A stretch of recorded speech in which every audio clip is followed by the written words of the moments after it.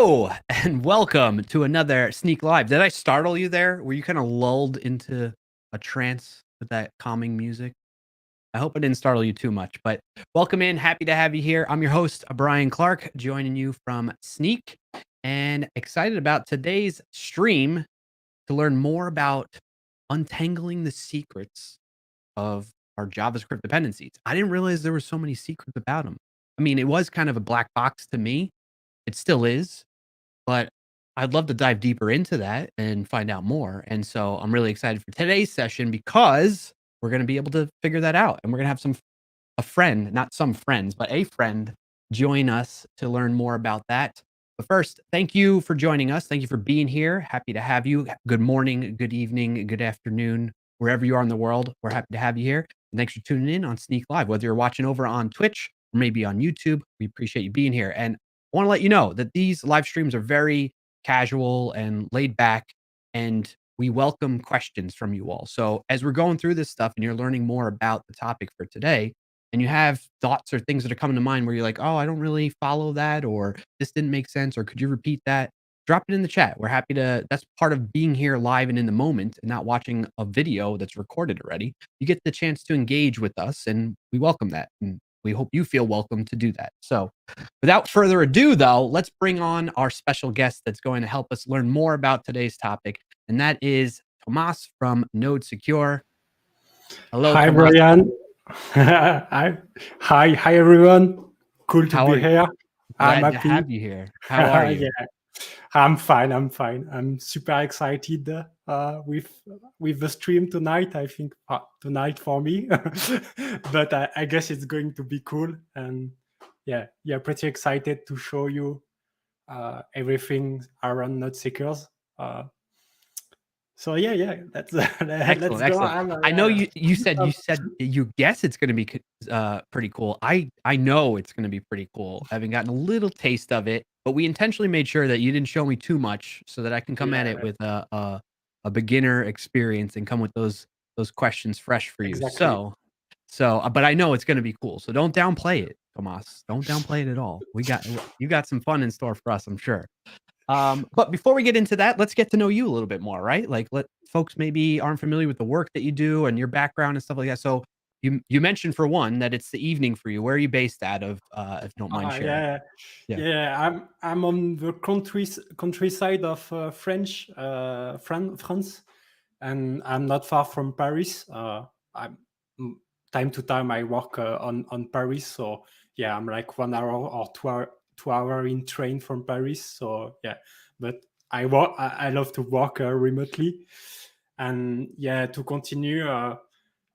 I'm a French engineer. And I work with Node for something like 8 years now. Nice. And from the beginning, I fall in love with Node. I really wanted from the beginning to become an expert, and yeah, things. I get to learn a bit about security, because I guess you cannot become an expert if you don't start to look at security stuff and things. It's one of the most important things today.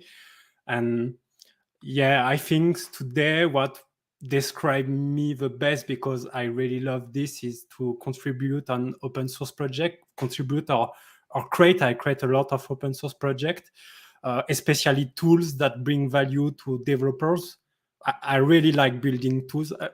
Maybe a bit like Liran. I know Liran build a lot of tools. It's a bit the same for me. I really love this. Not only on security. Security is one of the stuff I really like to work on, because I think there is a lot of things to do and a lot of opportunities. But I'm also working on other tools, not only maybe to improve quality or help open source maintainers and things like this. I really like, and I think it's kind of contribute to security also. Yeah. And yeah, on the side, professionally, I work for a French, no, wrong side, for a French company named Microsoft, where we are building accounting software. I lead a team of 10 engineers here, so it's kind of a pretty cool project. We have a lot of services and things like this. So also a lot of security stuff here. So Nice, yeah. that's awesome. Yeah, so let me ask you some questions about all that. So when you were saying you live on the countryside and you were saying, you love walks, I thought you were gonna go have you heard the common expression of, like, when somebody is, like, I don't know, introducing themselves to maybe they're dating or something like that, and they're like, "I love to read books, and I love long walks on the beach." I thought you were gonna say something like that, and I was you had me going there for a second. So, but that's awesome, yeah, living in the countryside, being a remote developer, Yeah, an engineer, leading a team at your company. The one thing that I wanted to ask you about too was, you mentioned so you've been working with Node for like 8 plus years now. You love yeah. it and you want to become an expert in it. What kinda what got you into Node in the first place? How'd you get started?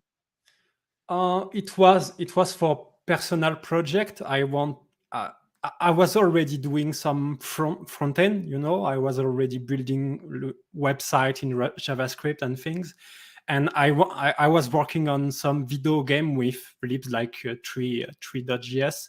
Yeah. To and One of the things I wanted to achieve was multiplayer games. So one of the things that was popular at time, people were speaking about Node and socket.io and things like this. It was already popular, and because I love JavaScript, I was like, oh, that thing's name Node seems to be quite cool. And I was doing PHP at time, and when I Ooh, started Node, I just I was just in love. I spent 1 week, I guess, building stuff with Express and socket.io, and it was just like this. I just fall in love, and never stopped it since. And yeah, at some point I wanted to, because I was not doing it professionally, but at some point, by working very hard, because my goal was to become an expert, I was working so hard that it started to pay. So someone say, hey, yeah, we need someone with Node. And I guess years ago it was not that much popular. There was not much people. I was not an expert at that time, but people who want to become an expert and things like this. So it was very cool.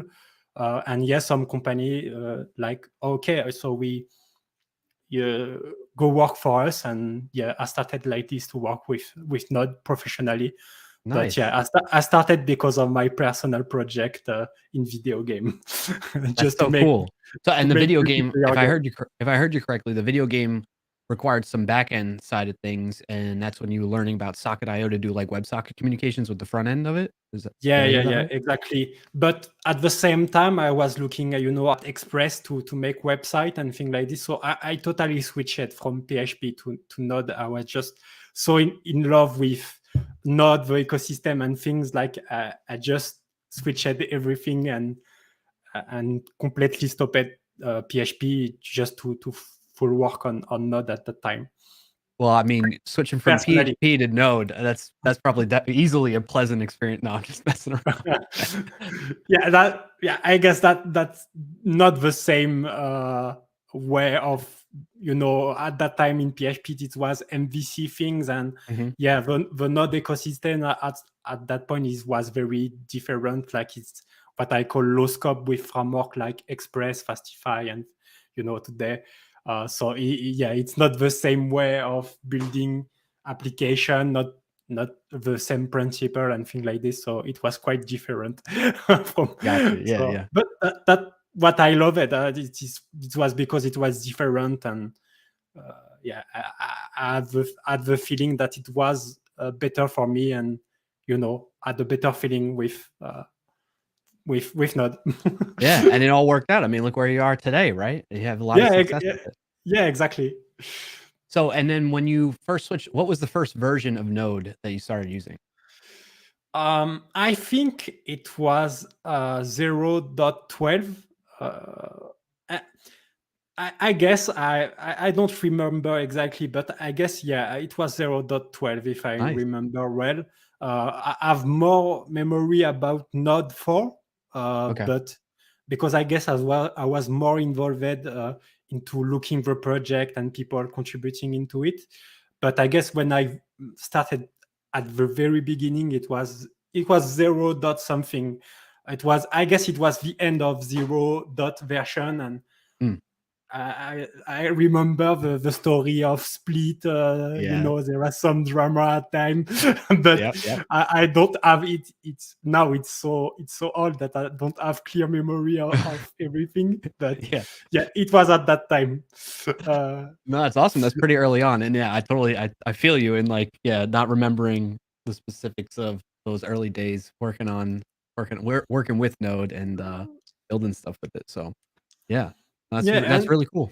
Go ahead. and it's quite when I see today and I speak to people, it's quite rare to be not from that much time. For people, if 8 years is already like I'm a seniors, but even if not exists since maybe more, I don't remember exactly, more than 10 years now. But yeah, 8 years was already, because not lot of people are here. I guess Sure. most are here since 4 or 5 years at max. So yeah, today I'm kind of in France. I'm kind of senior with people like Vladimir and things like this. You're like an OG Node.js elder or something. You know? Yeah, exactly. That's a bit funny. Yeah. Nice, nice. So what kinda, as you've throughout that 8 years of working with Node, what are some of the types of applications you built? I know you mentioned beginning time, you were doing, like, WebSockets and then maybe a little bit of web development with Express, but any other type of, projects you worked on with Yeah. Node since then? Uh, Professionally, I guess it's the case for a lot of people, but professionally, it's mostly API Okay. building. API, not website, but yeah, it's very common today to build API. But personally, yeah, because of video game and things, I was not really into the API things, or that was not my main things. That's why I love to build tool, because when I was doing video game, a lot of work was, for example, building frameworks and tool on Mm, the side to make maybe some pain in the teams to be better and improve things. So we had to build some tools, for example, map editor and things like this. So there is a lot of that tools logic in video games. So I had to work with socket, and maybe at some point, yeah, building command line interface and things that maybe sometimes people don't do it that much. They just focus on the API part. But yeah, personally, I was building a lot of different things because uh, to be honest, I am not the biggest fan of building API. But yeah, professionally, I do a lot of API since 8 years. I don't remember exactly, but I'm guess in production, I'm close to maybe 100 API. oh, wow. Uh, Not they are not all big API, but yeah, so that's a lot of service, a lot of projects. So yeah, mostly API, because yeah, that's it. People mostly use Node to build API professionally, but I try to go somewhere people are building also other kind of stuff with Node, because I love this, building tools and things like this with Node. Yeah, no, I'm right there with you. I love building tools and, like, I love, connecting things that aren't, like, naturally interfaced with each other too, like, Mm, just connecting random things that can maybe come up with some solution to automate. I love automating things as a lot too. Like even internally, some of our processes that we got going on, I've taken some time to try and automate, and I use Node and JavaScript to do that. And so I'm right there with you. That kind of seems to be. I don't know if it's. I don't know why, but like I've just progression wise in terms of where my interests have lied as a developer. I yeah. started building out like Windows applications originally, and then I started getting Oh, into okay. backend web development. This was like C sharp ASP.NET days is when I was focused on that, using those technologies. And then I started moving towards front end. That's where JavaScript came into play for me. And then that led to Node. So that's kind of like the Okay. transition that happened there. Uh, So I went like that back end, back that end, back end, up to the front end, and back. that's funny, because for me this is the reverse. I started with front end, and step by step, I when I started Node, I kind of, yeah, I love doing JavaScript in backend, and I started to move completely in Node, and even professionally, I just work on backend. It's not like I hate front, but I can't do front. Like for my project, I'm the one that build the front, but that, when I wake up the morning, I want to do back and I don't want to do front. So, Sure. and more time go, I have more passion with low level subject, creating binding with C and Rust and things like this. So yeah, I go more into the backend world and far from front, but yeah, I still keep, because that's one of the things that's cool with JavaScript. You can continue to get back to front end and build your project and things like this. That I really like this about JavaScript. It's very cool. Yeah, 100%. I was gonna say the same thing. That it's just that's the beauty of it, right? You can jump Yeah. around where your interests lie. Exactly. So with that in mind, so over that course of time, I wanted to ask you then, so you're doing, you're just developing all these things and have all this professional work going on. What kind of got you into the security side of things? When did that tell us the story of how you got focused into that space of development? Yeah. As I said, it was because I was thinking it was many things, like because professionally I wanted to be an expert, so I was thinking security is a field where I need to get better. But on other side, because I was building project, I had this feeling that for those projects on open source or personal project, I was the feeling that I was need to get better with security too. So because when I see it today as maintainer, there is so much thing to be aware. It's crazy. Yeah. And yeah, so I just started like this. Like, oh yeah, so maybe I just want to be better with security as developers. So I started to take a look and learn. And I really like to follow. I was following the security working group on Node. They were discussing a lot of subject and a lot of interest, cool people like Liran or Vladimir Bradley. So I was loving the work they do. So I was like, with the time, I was spending more time in security, and I started this project NodeSecure, and it made everything accelerate for me, because working on the security tool, I started naively, but with time you kind of you improve yourself, and yeah, this is where I started. I just wanted to be better with security, just learn what I can, and yeah, the life. Yeah. It's It funny. just It's took you. funny. Yeah. Yeah, You've exactly. been riding that wave ever since. Yeah, if you say to me, 5 years ago, for example, oh, you are doing to be great in security, maybe I will laugh, and I will say, no way, Yeah. no way, I know nothing in security. Yeah. So yeah, that's what it's funny sometimes with life. You don't know, but yeah, you Absolutely. Absolutely. So you mentioned NodeSecure. So you started getting you were doing the security Mm. working group with Node, and then you started working on this team around NodeSecure. What is NodeSecure all about? Tell us a bit more about that so folks can get familiar with the work there. Yeah. When I started NodeSecure, I was not yet in the Node.js security working group. Okay. But that's we'll see that I will explain. But that's one of the reason I joined the security working group, is because I was working on NodeSecures. But yeah, so NodeSecures is originally, just to speak at the beginning, because the project the last year evolved a lot. So it has nothing to do with the beginning, but yeah, it was just a small project, because one of the things I wanted to achieve was to visualize my dependencies. And at the beginning, I just wanted to build a tool to visualize dependencies, and that it's. And when I built that tool, I was like, oh, maybe I can add more information in that tool.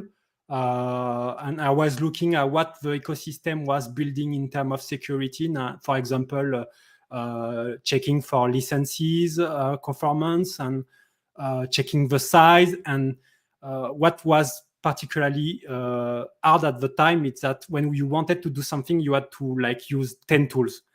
And I was like, oh, maybe I can build something where we can get all the metrics we run at one place. And this is how I built that tool, at least the first version of the tool.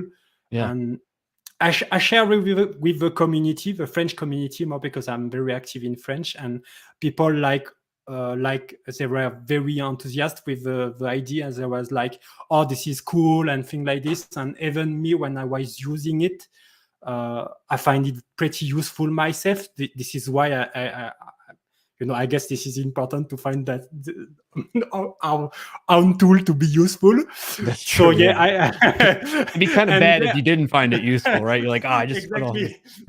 And yeah, so I was like, oh, okay, I'm going to continue with this. I really love this, and personally, I was learning a lot of cool stuff about security, about the ecosystem, because you have to dig into who everything is built. And how you install your dependencies and things like this. So yeah, I was really in love in the idea, and people in the community was even, for example, I was speaking, I guess I don't remember exactly, but maybe 3 years or 4 years ago, people like Liran or Bradley, they send me a message to say to me, oh, this is so cool what you build, and you should continue and see where you go with this. Yeah. So this is how the thing started. And yeah, so originally it was just a little tool that I built because I had one tiny need. I wanted to visualize things and my dependencies and get more information, and the things evolved. And today, NodeSecure is not just about one tool. It's about, we have close today, I guess, on GitHub, 14 repositories. Nice. So it's, as I said, it's grow like in 1 year. We had from maybe less than 10 repositories, and we had it spread like in 1 year. It became crazy. So and originally, it's just because the main tools became so big, it had so much feature in it, that we had to think. And I had to think at some point 2 years ago, like, maybe should I split those big feature as separate feature? And so I started to split that tool into multi-project, because I had the feeling, for example, I built a static scanner in that tool, and I was like, oh, maybe someone else want to use that scanner for something else. Yeah. So maybe I should split that part and make it into a package. And this is how at some point we were discussing. I was like, NodeSecure is not just about one tool anymore. We are just building many tools. And yeah, so today NodeSecure is an organization of developers that, and we try to build tool to analyze dependencies. But maybe tomorrow someone else will have a specific ID, so we just try to say, yeah, we are an organization, and we try to build tool, free and open source, that will help developers to, I don't know, maybe not just security, but improve the quality, and maybe find maybe help them to find new open source issues and a way to contribute and things like this. So that's what is NodeSecure today. Today we are close to 10 contributors, active contributors. So it's cool. We have, in the French community, we have a lot of engagement. This is cool.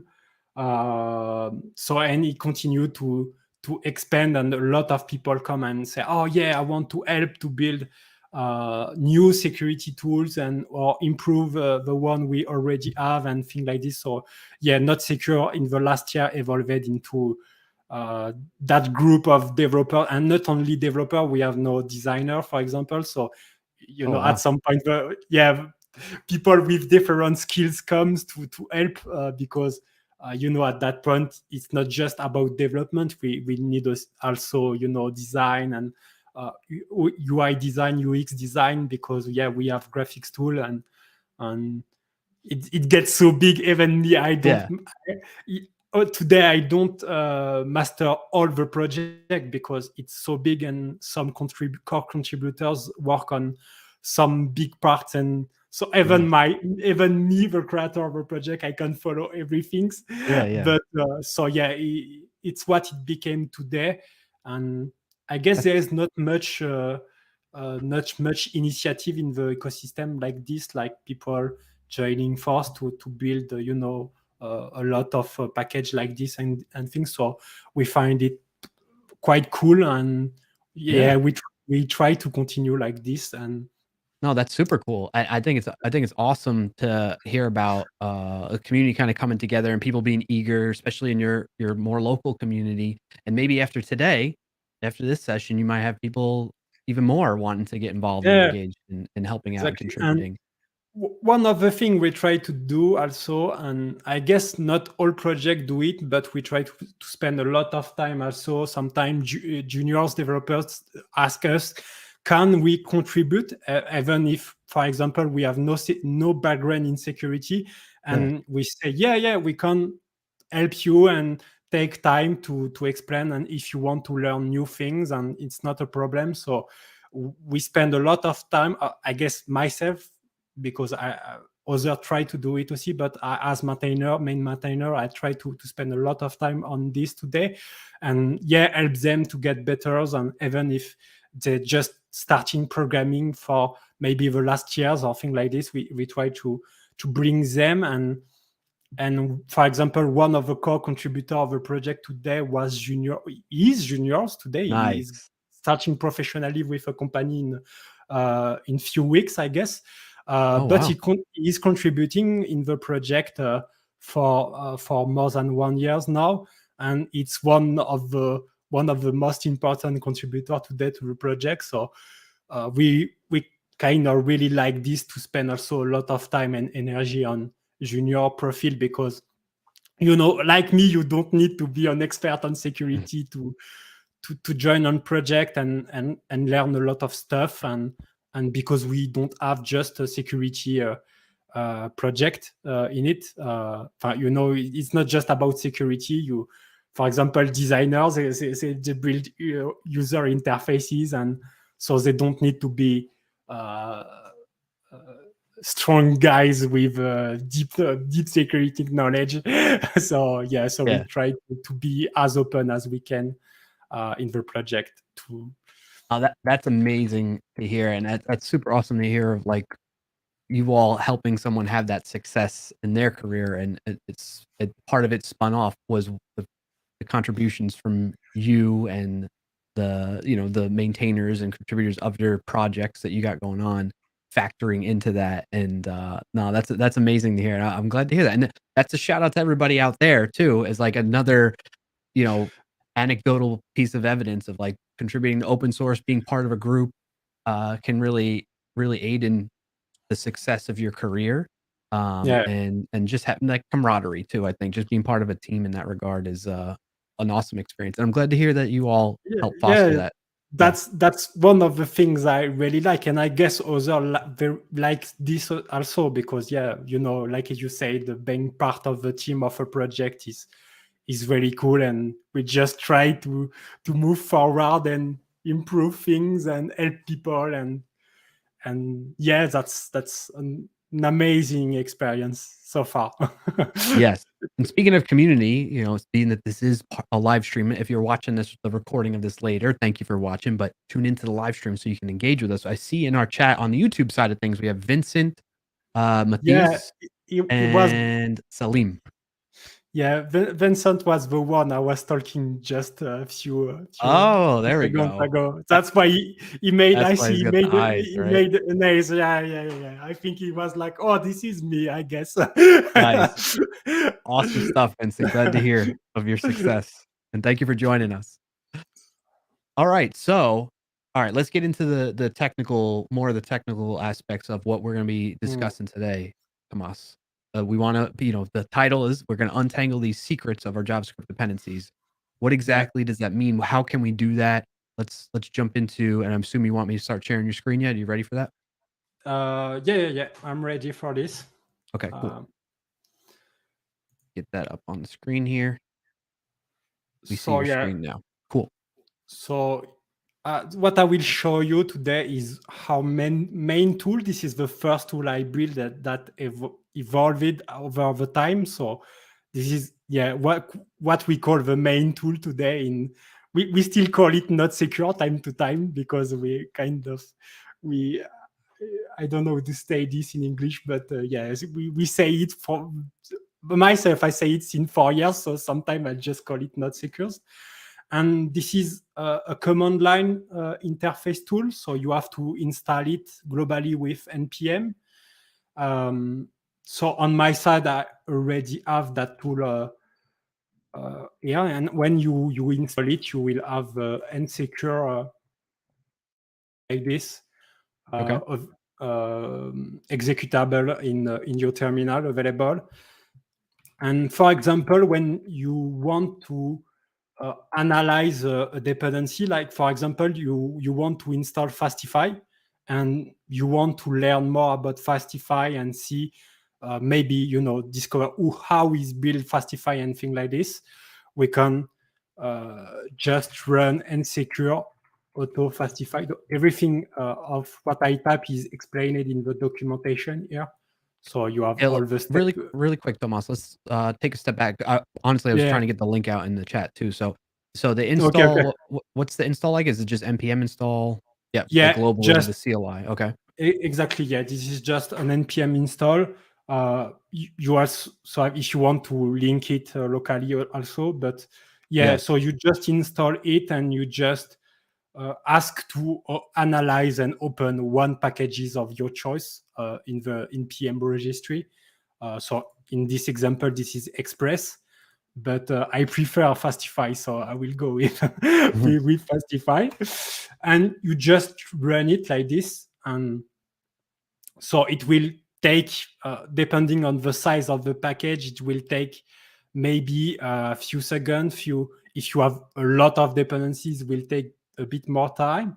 Oh wow. And yeah, it will open Fastify in a tree like this. So that's one of the main feature of the tool, visualization. Like I said 10 minutes ago, that's one of the first reason I have built this tool is to visualize dependencies, because and when you check a dependency, you most of the time we don't realize how much dependency it represents. Like when we Right. say, for example, 300, we do not see, when we see it visually, it's insane. We say, oh, that's so much dependencies. And this is also the link between each of them, because we can see uh, each link and each things. And yeah, so when you have a lot of dependency, you can see every links and everything. So Right. it's really cool. And you can do it also, we'll see it, but you can do it locally on the local project, which it's cool, because I guess most tool, online tool today, they just allow you to analyze a remote package, one remote package at a time. So you can dig into any of your project in few seconds. So it's really cool. So when you So yeah, mention really quick, Tomas, when you yeah, mention there being a lot of dependencies, right? So in obviously in JavaScript and Node, the kind of culture and like approach to things is to make things are very modular. There isn't exactly like a full. I mean, there is standard API in Node, but there isn't like a standard library that fulfills. I yeah. mean, the purpose of these packages, right, that are out there are to help fill these gaps of needs that we have in software. So when you say there's a lot of dependencies at like 300 plus, like to somebody that maybe is new to this space, let's say, they might hear that and think that's maybe a bad thing. But in your opinion, Mm. do you think that's bad or not bad, or what's your kind of No, response to somebody that brings that up? I don't think I kind of have a gray opinion, because Mhm. some people love to get like white or dark opinion, like they don't like at all dependencies, or they really like them. Yeah, I'm not faking this, because when I built this tool, my idea was, yeah, maybe we use sometimes the wrong dependencies. This is more the way I think sometimes there is like a big package popular, but it does so much things when we only need one tiny piece. And this package is okay. It's very cool. If you want to do a lot of things, it's a popular choice and you can just install it. But sometimes when you just only need to do one little things, and that little things can be a technical subject. It's not just like, even package or thing like this. This is like a real technical stuff. Maybe most of the time someone already built a package that do it, and so you can just check and install it, and it will do the work for you. And both packages are okay, Right. depending on of your need. But yeah, sometimes it's hard to know because we don't, we have to take the habitudes to check our dependencies, and maybe take one of the things I tell people is to take few more minutes when they have a need. Take few more minutes to look for dependencies. It's not just about, we go half an hour on the tool and we spend a lot of time. No, just spend few more seconds to look at npm, at maybe open, I know like tool like Snyk Advisor also jive sometime alternative and things like this. So this is more my opinion today. Dependencies are not a problem. We just need to be more careful about what we pick. And for example, maybe who are the maintainer beyond those packages. Myself on my stack, for example, I know, I guess most of the maintainer on my package, I know them. Yeah. For example, Matteo, I know that Fastify, the guy behind the Fastify framework, and who is maintaining the framework. And most of the time when I use a package, I will just open it with my tool and will use it to check who is behind these packages. If this is a cool packages, I want to know, because maybe the guy has built other cool packages. So Yeah. I will go. Yes, this is what is cool. I will go To on help you his GitHub. discover new ones, right? Yeah, exactly. Because I say to myself, if he builds something cool here, maybe he has also built other cool. And sometimes we find things like with 10 stars, but the maintainer is super serious, and the package is really cool technically. It solves a lot of cool things. So yes, that's also a lot of opportunity. So yeah, this is what I tell people. I'm 100% on dependencies, and even if this is little dependencies, sometimes you have one little package, and they say in the documentation, "Hey, we made the package because this reason, because this," and I think it's okay when I will not just copy paste the code Right.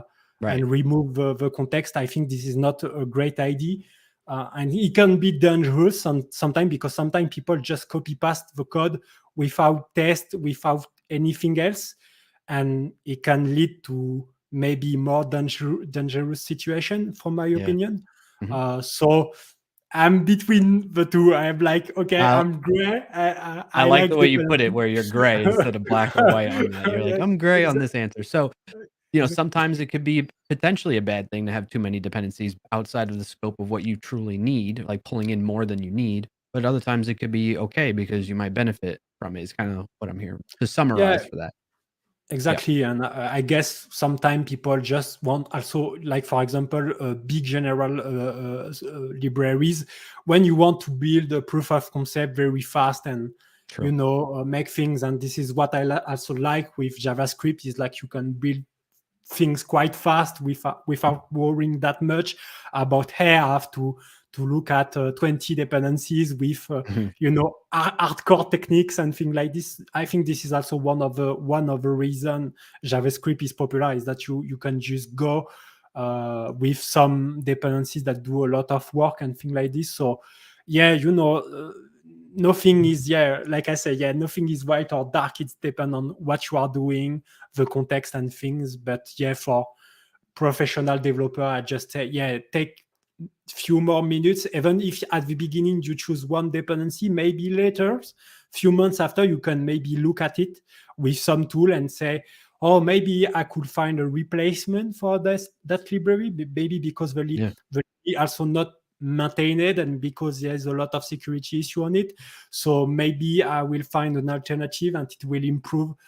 The security, so the quality of the project, and reduce the surface of attack and things like this. Just because we spend just few minutes looking at some good alternatives. So I'm more into like this. We need just as developer to spend more time looking, managing our dependencies and learning a bit more about them. For sure. I think I'm in agreement with you. And I see that we have in chat Daniel sharing that they feel this is cool. Yeah. So let's get back into demonstrating the NodeSecure exactly. CLI here. So we have that visualization. You looked up Fastify to see what are the dependencies. Let's untangle the dependencies there, right? Of that one. Exactly. One of the things we could see is that we have a lot of emojis. Yeah, what's that all about? Yeah, That's cool. This is in NodeSecure. This is what we call flags. Okay. So each flag has a meaning. So myself, when I look at this at Fastify, I know the meaning of all those flags. So if we look at the right of the screen, we have a little button. When I click on it, it will open a wiki.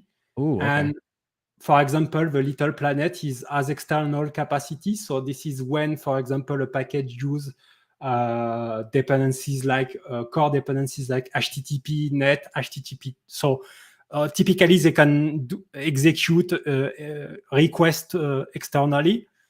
And we have a lot of emoji like this, for example, no licenses, minified code with a little, I don't know what's the name of the emoji in English, but a little telescope. Yeah, exactly. Yeah. And so we have a lot of emojis. Some are more, dangerous than others. For example, script.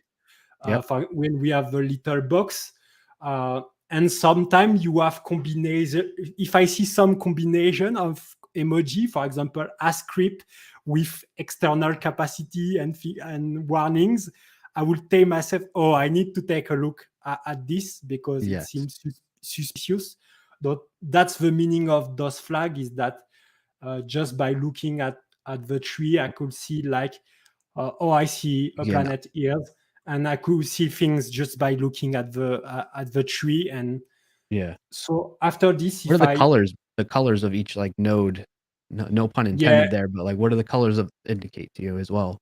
Yeah, exactly. There is some red node. So red node are when we have warnings on it. For example, we have these little emoji warnings, and when we have these emojis, it will turn the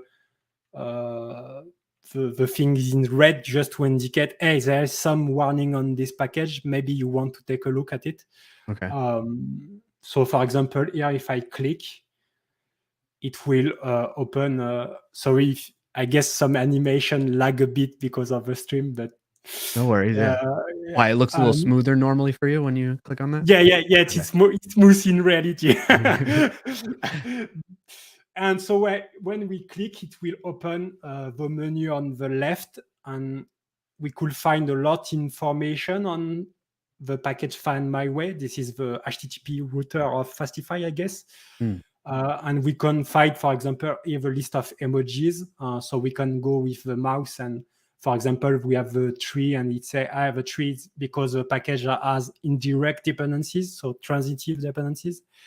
And we can, for example, there is a pair of eyes, and it say eyes is because there is probably missing dependency in the package. Sometimes it's not right.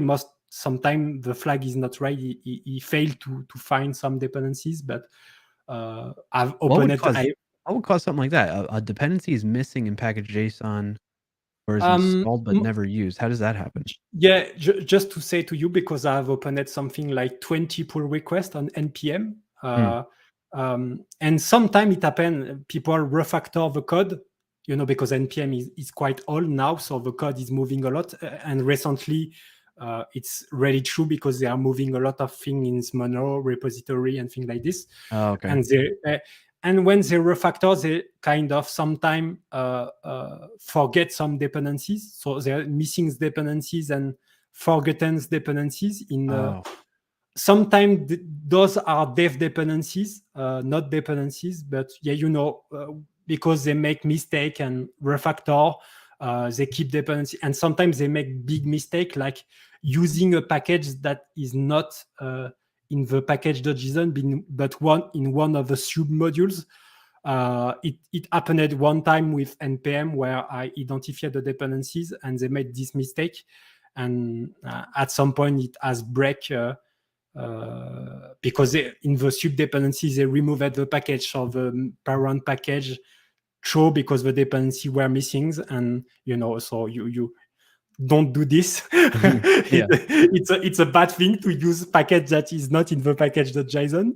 It will go bad one day. Yes. So it happens sometimes. This is just when you are maintaining such a big project, at some point with time you will probably miss one dependencies, or someone will take one dependencies, and because npm moves so much between each packages, like those kind of mistakes happen all the time.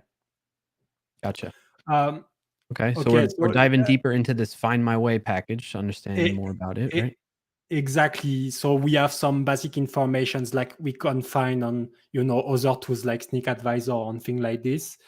We have multiple menu we can switch. So for example, here I switch to files and I will get each extension used, and we can also check the list of files. When I click, I can open it also. It will open it on Unpackage if I want to look at the file. Oh, that's cool. Yeah, it's not perfect, but that's still cool. It's helpful And though. Yeah. yeah, we can switch on that third menu. This is script and dependency. So here we can also see each script and verify if there is no post-install script that do weird comments. Yep. If it execute weird things. And yeah, for example, here it say, I think there is a missing dependency here. So maybe in case of Fastify, because in Fastify projects they love to publish tests, and sometimes so dev dependencies are not published yet. So it's happened a lot of with Fastify because they publish their test. Yeah. But when this is not the case, we find a lot. As I said, I've opened a lot of merge requests on open source project. We find, but sometimes it doesn't find the dependency just because people publish example or test, and this is quite hard to remove all false positive. Yeah. And yeah, we have also the list of Node.js dependency that Oh, they use. wow. You really dive deep into it, huh? Like you analyze the code then at that point to know that it's depending on the built-in node dependencies? Yeah, exactly. You can click also, it will open the Node.js documentation on it. Yeah.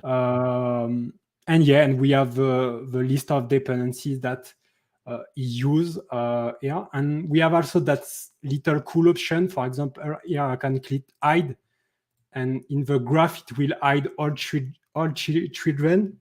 So you can, when you are working on a big tree, you can show and hide the child. So it's quite useful if you just want to look at some part of the tree. We have the fourth menu here. This is this is warnings for by static analyzer. This is the static analyzer reporting a lot of warning here. Is not very critical. It is just about unsafe regular expression. So on this, we have a lot of false positive. We use one of the package in the community, but in this you have to get quite some experiences to get that. There's not much critical at that place, and there will not be a problem, or because this is false positive.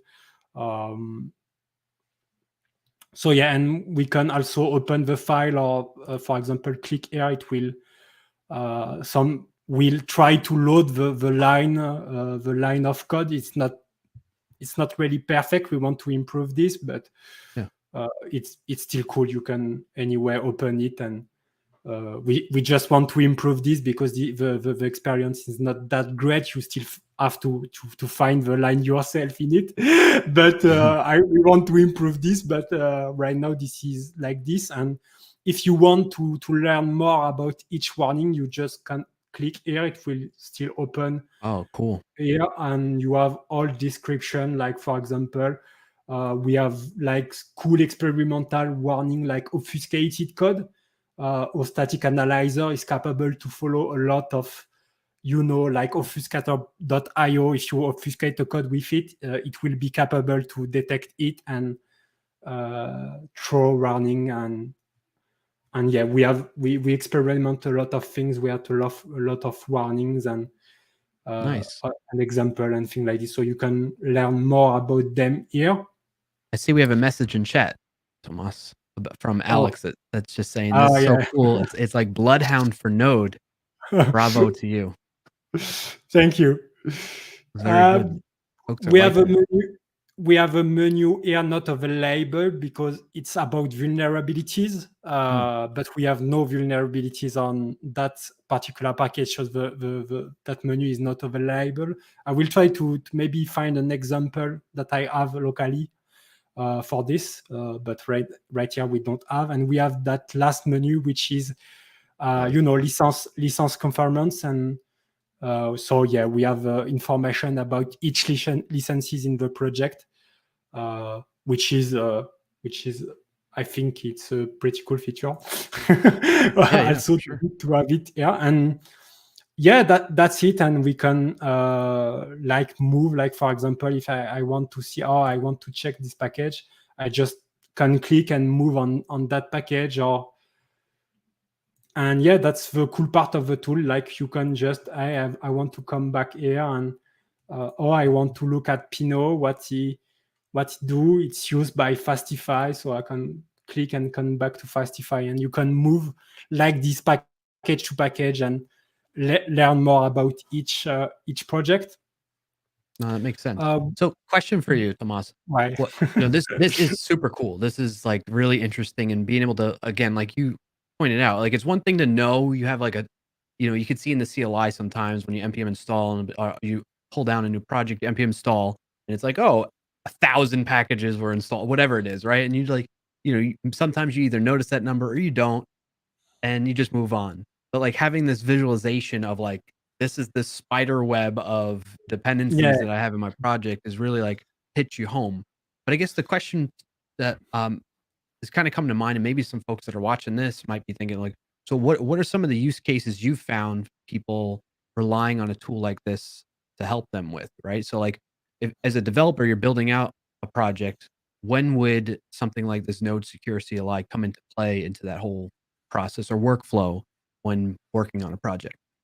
Yeah. I think there is multiple usage. For example, one of the things I know is that, for example, some maintainers and people who create projects like to use it because it's when you are building, like for example, a framework, it's get complicating at some point to get a good vision of what you are doing. But I guess this is the same for people who are maybe working professionally with a lot of internal packages, and that use each of them use them, and so you can kind of get lost at some point that what is using what and things like this. So you need to visualize.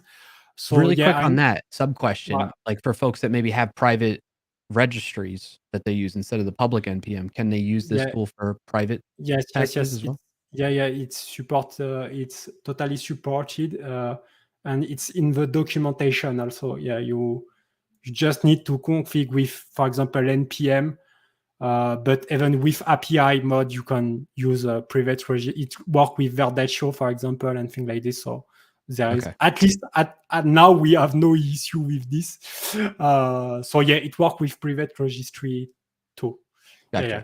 All right, so back to the original question. So you mentioned the use cases that you were going through for developers. Yes, exactly. So yeah, I guess visualizing thing is one of those use case. And when you are a developer on the project, it can be cool if you want to, as I said, you have an existing project, you want to dig into it, but maybe you have like 13 dependencies. So you need a tool to analyze and open, and it will open this view. And instantly you can just check, oh, okay, we use this package, and this package is about this. And yeah, and maybe there is some issue with security, so you can check and say what we discussed, that you can take maybe a few minutes if you want to replace one of the dependencies. And you can even use other tools if you, maybe our tools is kind of basics, but after this you can use other tools that go far deeper than us, like, I don't know, Snyk Advisor, for example. I like it, and they have cool metrics on it. I don't say this because I'm in a SnykLIVE. Yeah. You genuinely But, like it? That's good to hear. yeah, I genuinely like it too.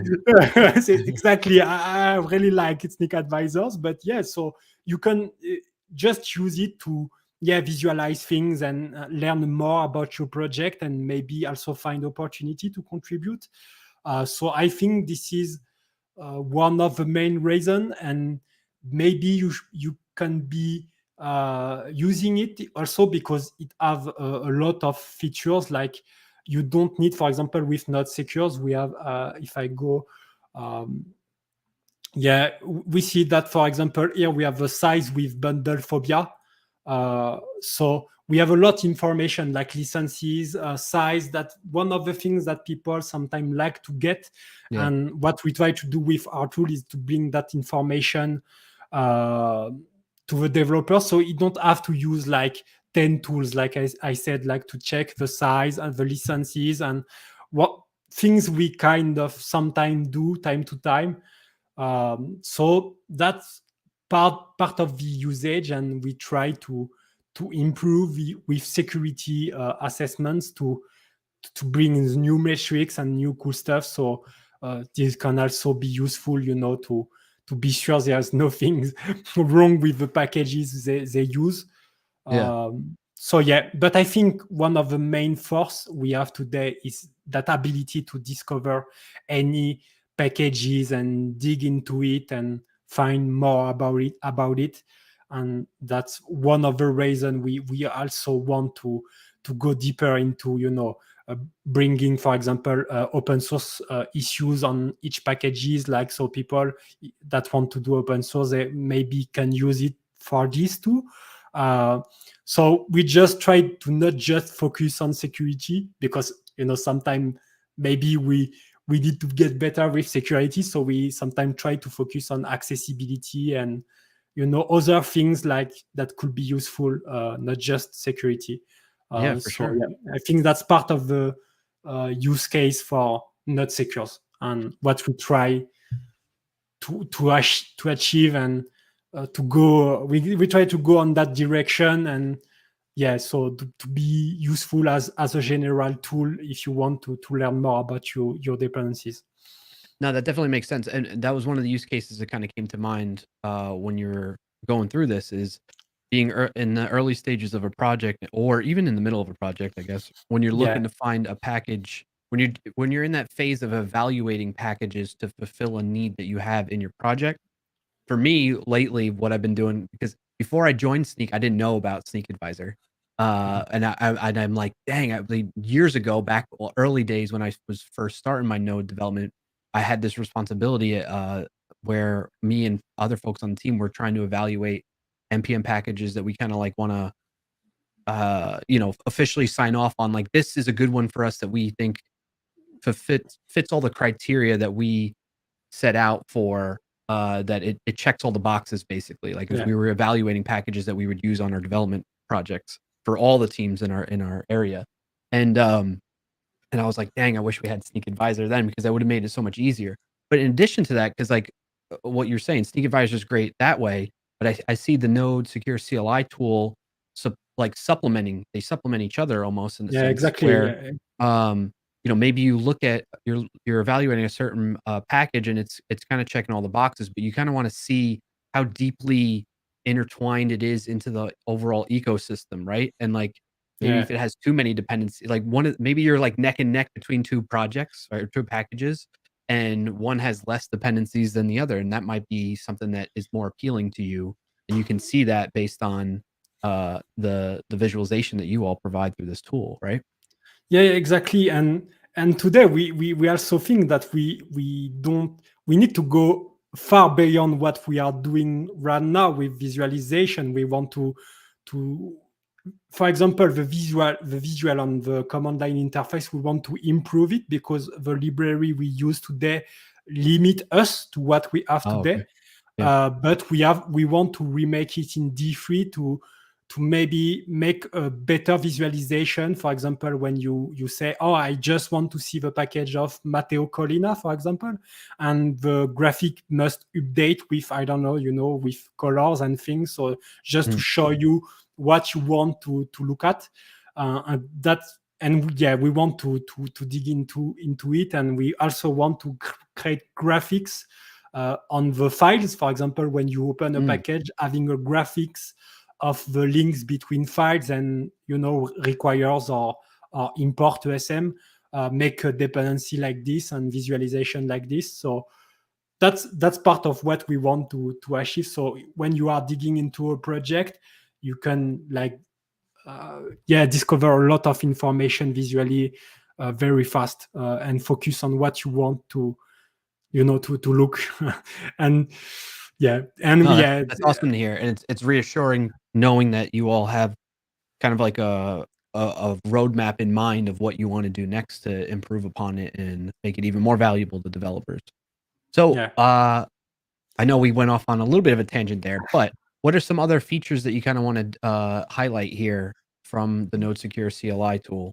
yeah I didn't go yet into it, but we have a home page here.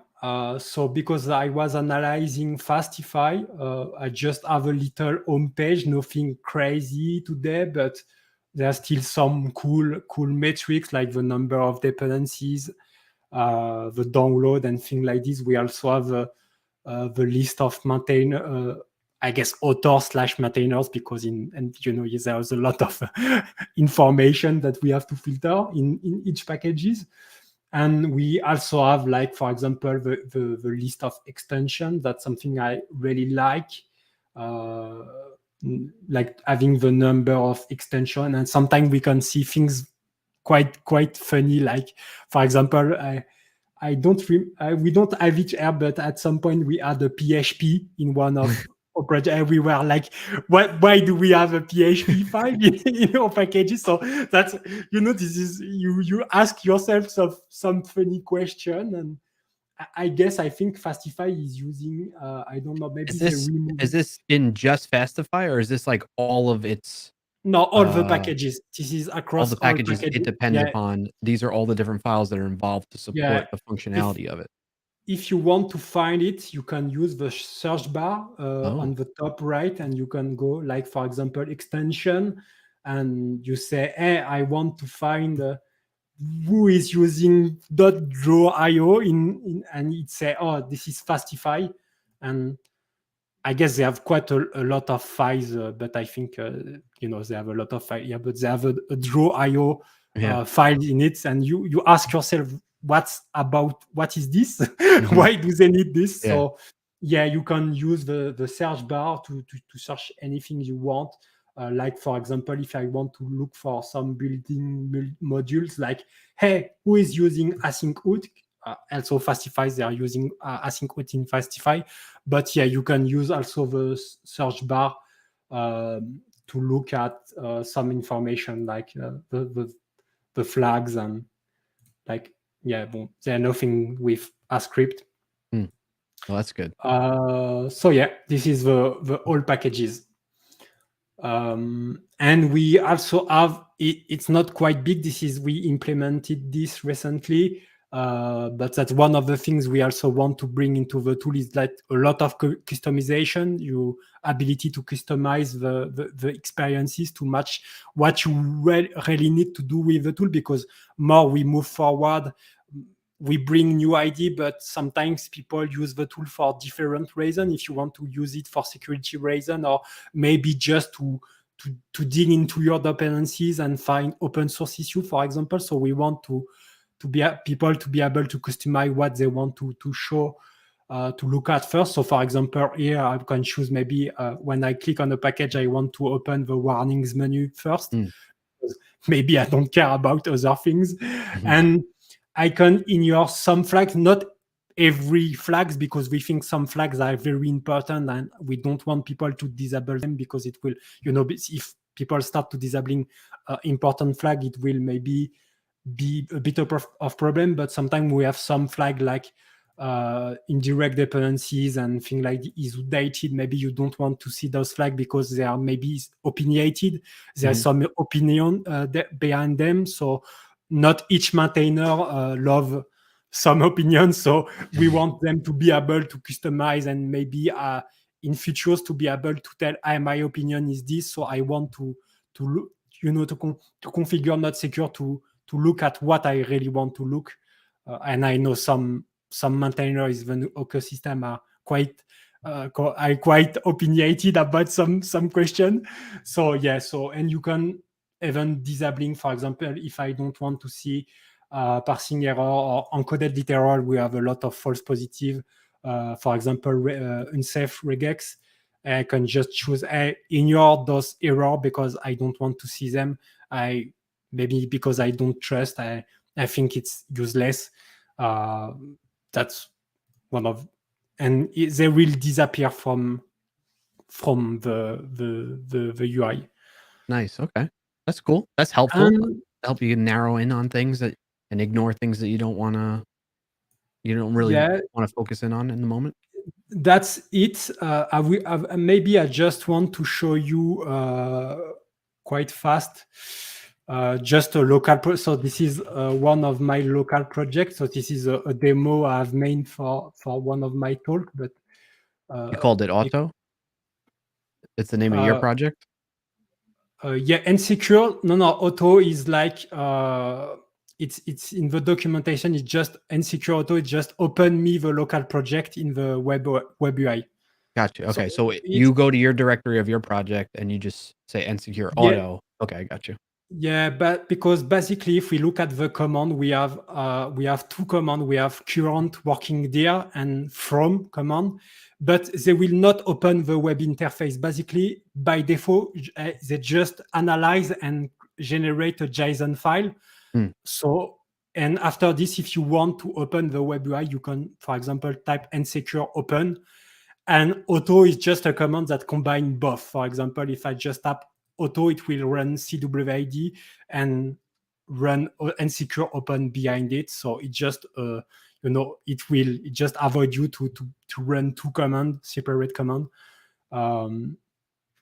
Gotcha, But yeah, everything is documented into the README. But yeah, if you want, you can just save some JSON file, share them with someone in your team, and he can take the JSON and open it in NodeSecure. So okay. you know. So does it? I guess that leads me to my question. I think you kind of answered it there. Is NodeSecure, when you run it, is it doing all that locally on the developer's machine that's running and using the tool, or is it like going out to an API saying, "Hey, this is the packages we found. Give me back the results of everything"? Yeah, it do it locally, but we use npm API to do it. To check out for all analysis we do. But yeah, everything is done locally, and actually, if you want to use it, let me show you very fast. Because behind this, what we use is what we call scanners.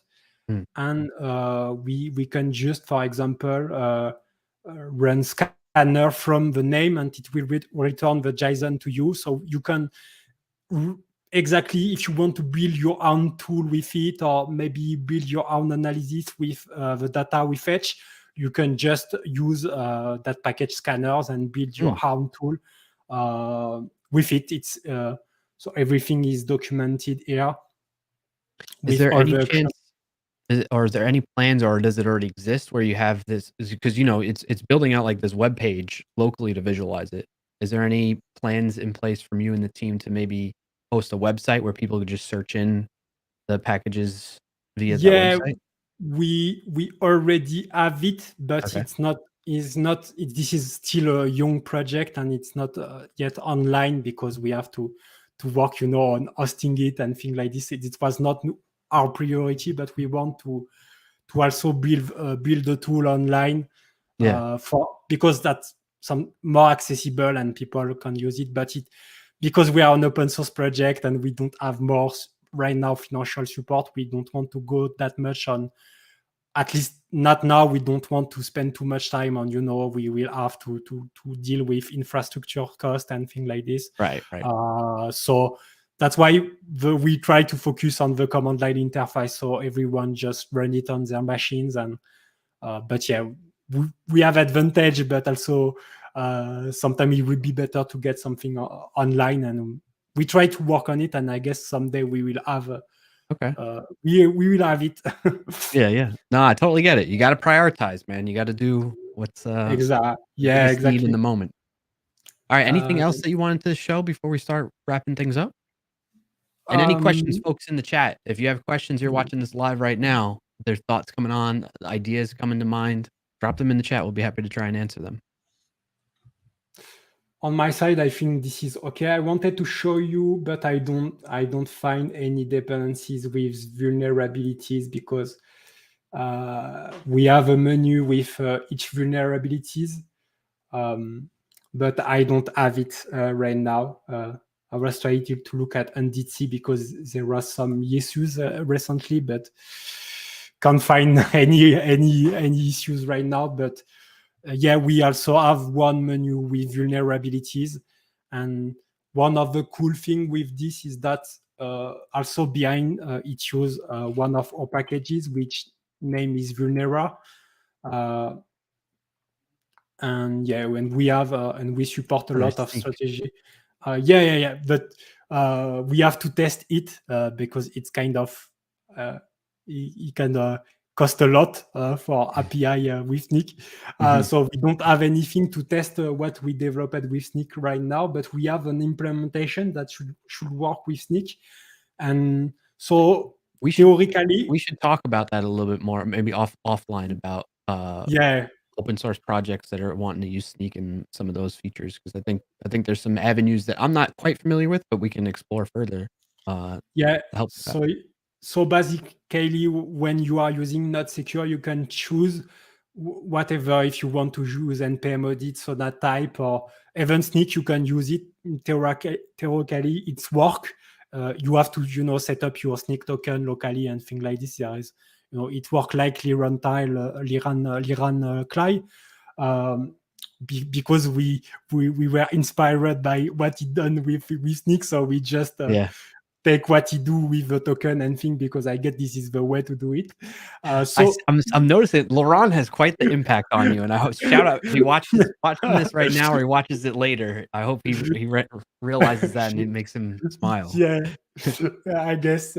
And yeah, so yeah, it works with this project, and you can choose any available strategy you want. If you don't want npm, maybe Sonatype is better for you, or maybe you want to use Snyk because you have a professional licenses with Snyk, so you prefer have your vulnerabilities with Snyk in NodeSecure.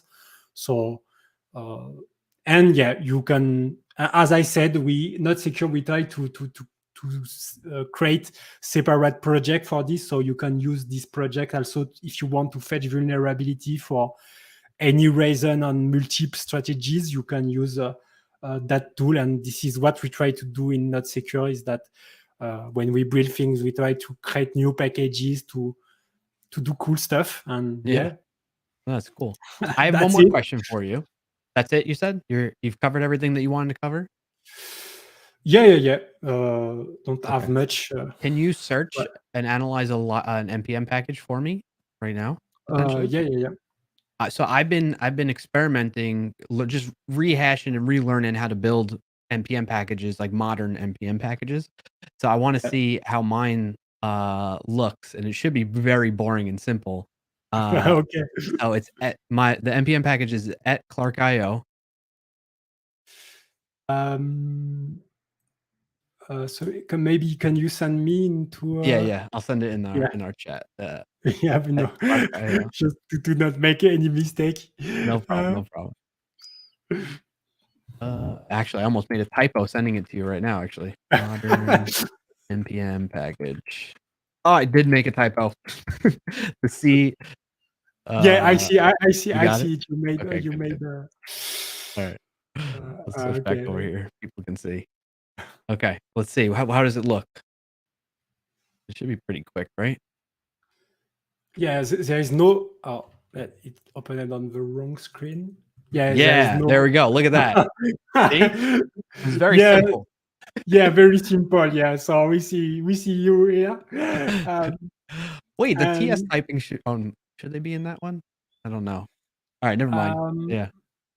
yeah, we are just looking at index DTS file or things like this. No, I'm thinking I made the mistake. Like, if that package is the right one, then I'm thinking of that I used TypeScript for, but I don't think I did use TypeScript for that one to Okay. generate typing. So that's what I was thinking. But Nice. yeah, we can check and go look. No, don't look at it. No. But yeah, we can check each files and we see that we also have the size of it. Yeah. It's We very see that minimal. It's hello world. no test yet. Yeah, exactly. But No yeah, test yet, says every developer ever. And yeah, we can look at it. But yeah, there's not Cool. much to see on it. No, there's not much to see with any of my work ever. No, I'm just kidding. But yeah, that's cool. All right. Well, that's what I was expecting to happen, but I wanted to see how the tool, worked when it doesn't have any external dependencies like that. Yeah, if you just want to keep the JSON, for example, I can run, for example, NodeSecure from your packages, and it will just, for example, here I can open it. Let me open so you can see what the JSON look like. And yeah, we have this. Oh wow. And yeah, your dependencies are, and we have, all information are here. So with metadata and things like this, so we can see, yourself here. And nice. Oh, that's helpful. Everything is also, that's what you're saying. You can pass along to somebody else to then run on their machine. And yeah, exactly. You can just copy paste the JSON or keep it in time if you want to keep it, and maybe make some. We also work on different API or to compare things with the time, like who it was 1 week ago. So maybe this week you have new maintainers and the size has go down or up and things like this. So yeah, you can keep the files and do the work you want with it. I don't know, but I guess it's useful for a lot of people to keep that file. For sure. All right. Well, with that, I think we'll start wrapping things up. We want to thank everybody that's watching it at home, wherever you are in the world, or at work. If you're watching at work, that's cool too. If folks want to get in touch with you, Tomas, your Twitter is twitter.com/ how do you pronounce it? Fraxkin? Yeah. A lot of way to pronounce, but yeah, people say Fraxkin. Fraxkin. Okay. Sometimes people say Schraken also, but oh yeah. Wait, is that like a French thing? No. This is just because originally this is how I pronounce things. I said Schraken. But everyone say Fraxken, so okay, right, yeah, because you know this is a F, so people say Fraxken. It's normal, but gotcha. All right, well there you go, folks. Go check them out on Twitter. There, I'll drop the links in the description after the stream is over and in the recording. And thanks again, Tomas, for being here and giving us some insight on how we can untangle the secrets of our JavaScript dependencies. Any last words? Yeah, thank you to receive me. It was cool. I didn't see the times go flies. It's crazy. Each time I live, it just go like this. So yeah, thank you to receive me. And if Lilian look, thanks to him also to make the I don't know what to say in English, but to present you to me. To have presenting you to me. Yeah, exactly. Yeah, it was the word I was thinking. So thanks to him, as always, he's just great. This is a great guy. So thanks to him, and thanks to Snyk and things like this. Thank you. It's cool. Well, We're happy to have you. Thank you for joining us, and I'll be sure to pass the message along to Laurent about that and send him some love for it on your behalf there. And so with that, we're gonna end things. Thank you everybody that's watching this. We hope to see you next time. Be sure to like if you're on YouTube. If you did enjoy the video so far, that'd be great. It'll be help us out quite a bit. And subscribe so you can get more of our videos up in the future and the live streams, be alerted to that stuff. If you're watching on Twitch, be sure to follow and turn on those notifications for the same results as well. So you can see what's coming next. We do have another stream coming up on this Wednesday. You can find out more. There's information below on the channel and hope to see you in that one. We'll see you next time. Have a good one. And thank you again, Tomas. See ya. Bye. Bye.